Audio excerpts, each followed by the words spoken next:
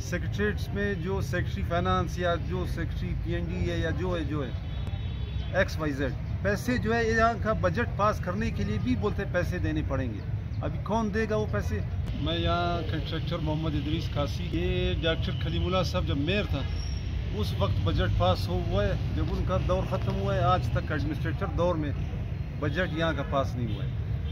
Emergency लग जाती है, जैसे मुहर्रम आ गया, इमरजेंसी है, काम हमारे ही ज़रिए ठेकेदारों से करा देते हैं, फिर हम हमें भूल जाते हैं। रमज़ान सस्ता बाज़ार अगर आपको याद हो 2 साल पहले वो हमने लगाया था, आज तक उसके पैसे नहीं आए न मिले।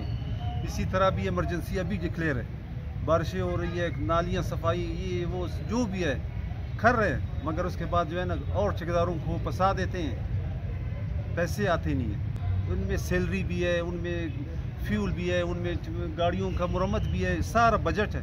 तो कौन कौन जाकर उनसे डील करे, कौन पैसा दे और ताकि ये बजट पास हो। सर कभी आपने अकाम बाला से कोई ऐसी रिक्वेस्ट की है? क्योंकि कई एडमिनिस्ट्रेटर साहब आके चले गए।